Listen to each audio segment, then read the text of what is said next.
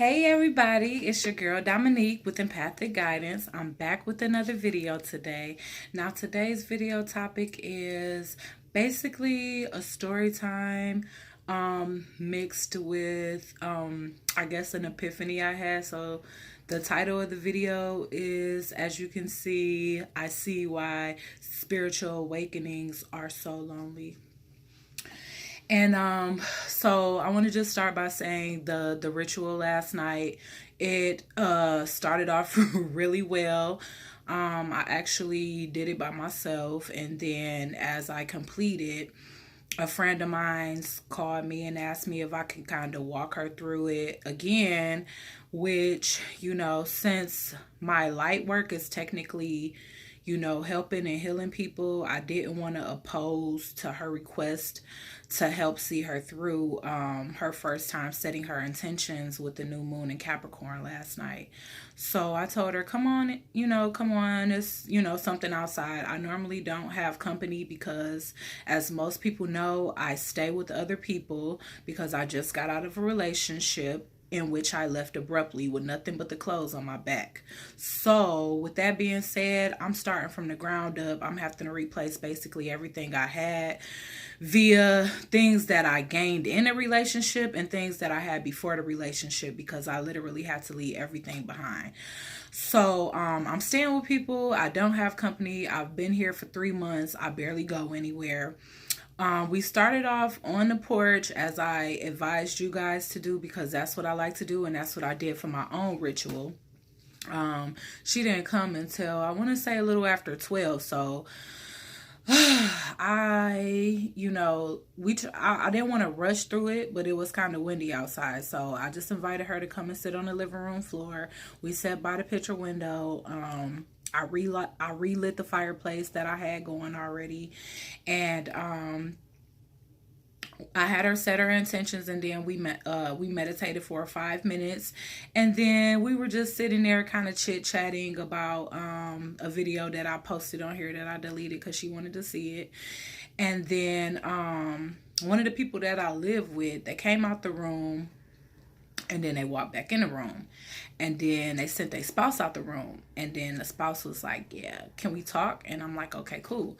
So I went and I talked, and basically what they were saying was that they didn't want me practicing anything spiritual here at their home, which basically this whole channel is spiritual, and I'm not saying I'm gonna quit it, but I'm just saying basically everything I do revolves around spirituality now, because that's the only thing that helps me heal from all the abuse that I endured from childhood through adulthood. I just been through negative situation after negative situation, and it turned me into a really negative person. And the only thing that's been able to restore my authentic self was turning to spirituality. I've definitely tried the church thing, and it's like when you get off track and then you come back, or specifically myself, when I got off track and then I decided, you know what, I want to put my life back in order, I want to go back to church. I went back, I felt mocked, I felt talked about the whole sermon, I didn't feel welcomed. And so I guess that's what people call church hurt. You could call it what you like, but honestly, spirituality is what I resonate most with. Throughout this journey of me practicing spirituality, I've never used it for anything evil, for anything to hurt anybody. It's been basically to heal myself, to learn how to help others heal themselves, to spread love and peace, to be a more calm and balanced individual. Everything that my focus has been on when it comes to spirituality has been a positive focus. It has never been, oh, I want to cast spells on bitches, I want to hack bitches, I want to hex bitches, I want to curse hoes. It ain't never been that. So, basically the roommate's complaint was they didn't like the burning of sage, which the sage was going strong. Like, I had it outside and I was trying to put it out, and we came in the house and I just saw 444, and I started this video at 3:33.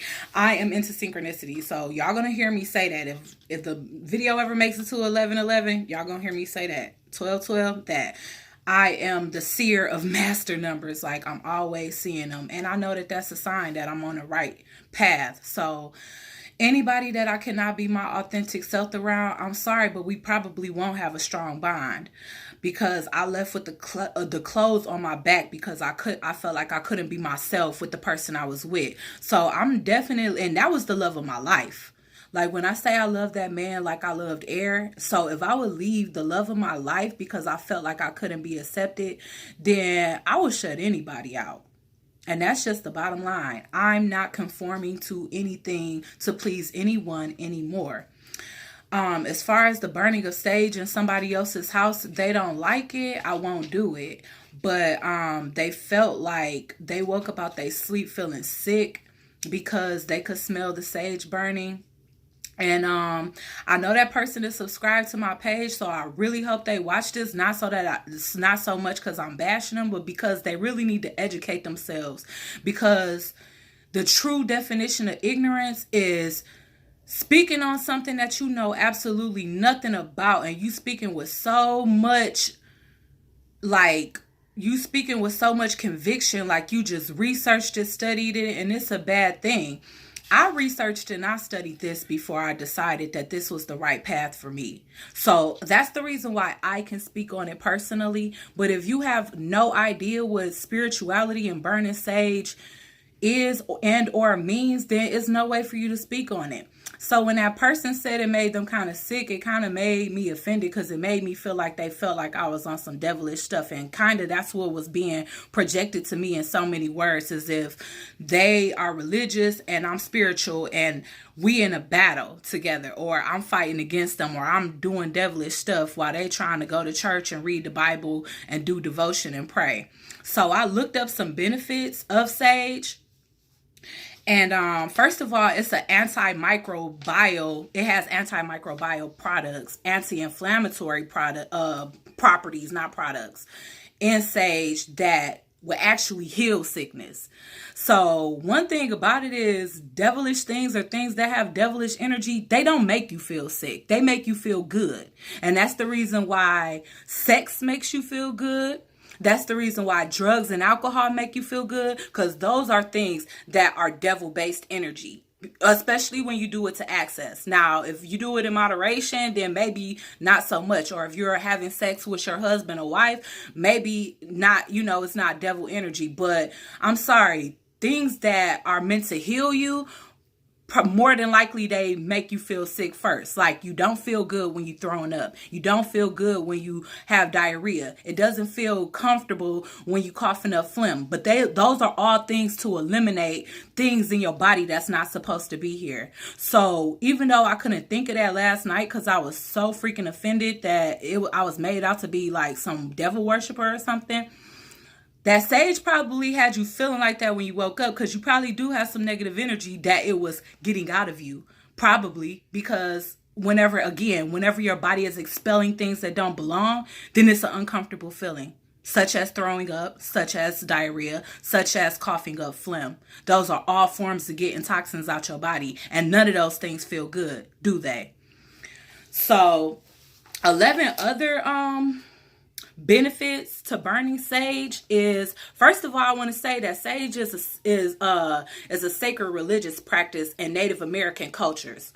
Now, if y'all see me, my mama black, my daddy black, but everybody can tell that deep down in my roots, which ain't even that deep down, it's like 4 generations down, my ancestors are Native American. So technically, I'm living how my ancestors lived. Burning sage also is purifying, it relieves symptoms. People use it in spiritual practices, which is what I'm doing. It releases negativity. It cleanses or charges objects such as healing crystals, which probably is viewed as being devilistic BS to those same people that said that. It's a mood booster. It's a stress relief. It gives you sleep quality, which I'm an insomniac. Everybody knows that. It's a brain booster, an energy booster, and aromatherapy. Nowhere in any properties of burning sage did I see anything about spell casting. It'll be the death of somebody. It wakes up demonic energies. I never seen anything negative about burning sage. So that comment, not to be mean, but it was ignorant only because you didn't have you lacked the education to be able to speak on something. Now, as far as not wanting it in your house because it's your house, I won't do it. But the next thing that was said was that I can't play meditation music and I can't meditate. Now, I've been around some controlling people in my life, but I've never heard anybody try to control what somebody physically do with their own body. I can close my eyes and meditate. What you gonna say? You can't close your eyes unless you sleep in this house?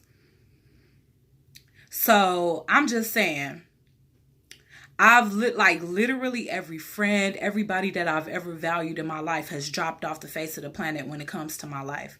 I lost the love of my life. I lost both of my best friends. I lost everybody in this journey because it really started to open up my eyes for who had my best interest at heart. And it seems to be damn near nobody. And so I get why people say when you are on a spiritual journey, it's very lonely because it's going to be a lot of naysayers. It's 11:11.